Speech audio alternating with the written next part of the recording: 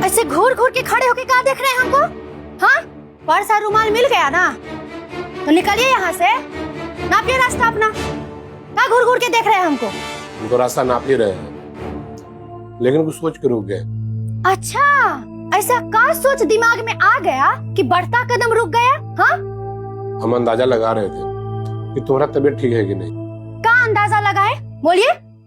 इतना गुस्सा मेंटेन करके रखी हो, इसका मतलब साफ है। क्या इसका मतलब साफ है? हाँ, तुम्हारा गुस्सा का इतना पारा हाई है, इसका मतलब कि तुम्हारा तबीयत ठीक है।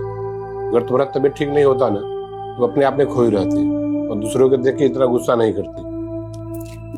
बहुत टोंट मार रहे हैं। ओ, टोंट मार रहे हैं? हाँ, ज्यादा टोंट मत मारिए। टोंट मारना है ना तो अपने अम्मा को मारिए टोंट, काहे कि टोंट मारने वाली हरकत उहे की है।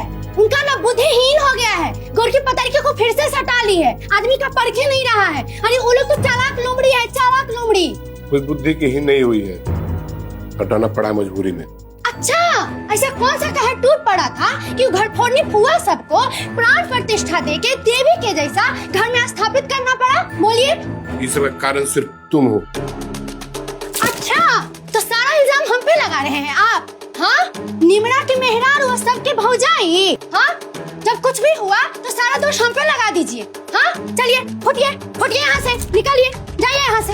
हम तो निकल ही रहे हैं, लेकिन एक बात सुन लो, तुम रात में जो कांड की हो ना, सारा मोहल्ला जान गया। वो तमाम मामले को संभाल ली, नहीं तो वो चिंगारी जो है ना आग में बदल जाता। हमें बहुत दिमाग लगा कि मामले को संभाली है। सवेरे सवेरे हम और पापा जी थाने गए थे, इंस्पेक्टर साहब को सारा मामला संज्ञान में देके आए। वो क्या है इंस्पेक्टर साहब, जो उनकी कल रात में बर्राकस बन के कांड कर दी है, तो हम क्या करें क्या न करें, हमको समझ में नहीं आ रहा है। आपके कुछ रास्ता बताइए ना।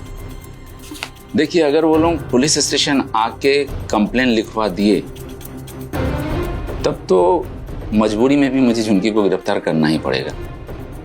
आप लोग कोशिश ये कीजिए कि बस ये ना हो पाए, वो लोग यहाँ तक ना आ पाए, किसी भी तरह इसको संभालिए।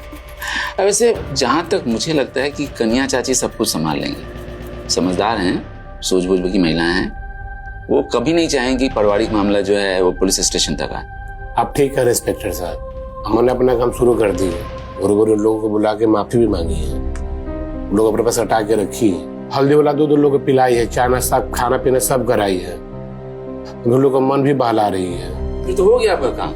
अगर कन्या चाची संभाल ले, बस कांड हो गया समझिए। देखिए, आप लोग कोशिश ये कीजिए कि आप लोगों के बीच में जो इतना दायरा बढ़ गया ना, एक गड्ढा सा हो गया ना, उसको भर दीजिए, उसको संभालिए। क्या है कि पुरानी बातों में मिट्टी दे के आगे बढ़ने में बुद्धिमानी है, रिश्ता तभी बरकरार रहता है। आप ठीक है इंस्पेक्टर साहब, आप जो कह रहे हैं ना, हम वही काम करें।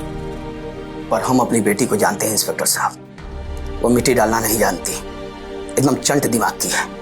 हम इतना दिन से अपना घर द्वार सब छोड़ के उसके ससुराल में आके बैठे हैं ताकि उसका घर बस जाए और हम निश्चिंत हो जाए, लेकिन उसका देखिए कांड पे कांड किए जा रही है। हमको तो समझ में नहीं आ रहा है कि उससे कैसे निपटे। पापा जी आप चिंता मत कीजिए, जो अनहोनी था सब टल गया ना, बाद में बाकी सब ठीक हो जाएगा। देखिए, आपने अपनी बच्ची की शादी बहुत कच्ची उम्र में कर दी, अब इसका खामियाजा तो आपको उठाना पड़ेगा। रही बात उन्हें सुधारने की, उसके घर बसाने की, तो आप जिस तरह से प्रयासरत हैं, मुझे लगता है कि सब कुछ ठीक हो जाएगा, सुधर जाएगा। जिसके पिता इतने संवेदनशील हैं, उस बेटी का भविष्य इतना अंधकार में कैसे हो सकता? फिर आपके दामाद इतने अच्छे और सुलझे हुए इंसान हैं। बाकी आप निश्चिंत रहिए, अगर ऐसा गलती से कोई गलती हो जाती है, फिर हम बैठे हैं ना यहाँ ठीक करने के लिए। घरेलू मामला है, घरेलू अंदाज में सुलझा दिया जाएगा, ठीक है ना? लेकिन आप इस बार थोड़ी सख्ती बरतिएगा। घर जाइए और अपनी बेटी को अच्छे से समझाइए कि इस बार कोई कांड करने की ना सोचे वो।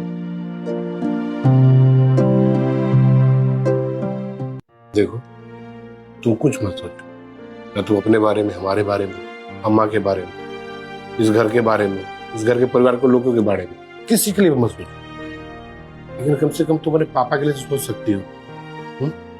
कितना असहाय हो गए हैं, इतना दिन से वो क्या सोच के बैठे हुए थे और उनको क्या देखने को मिल रहा है।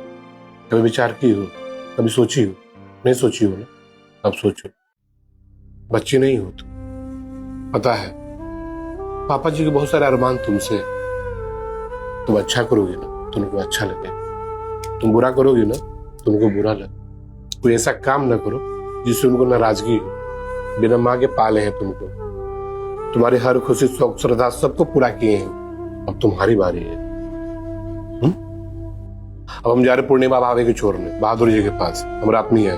हाँ सुनो, पापा जी का ख्याल रखना, जब उनके पास उनसे अच्छे से बात करो, उनको समझाओ, थोड़ा टाइम दो। आज हम उनको बहुत उदास देखे, उनको ये विश्वास दिलाओ कि अब तुम ऐसा कोई काम नहीं करो जिससे उनके दिल को ठेस पहुंचे। समझ गए ना? जो हमको कहना था कह दिए हैं, अब तुम्हारी मर्जी। इस पर सोच विचार करो।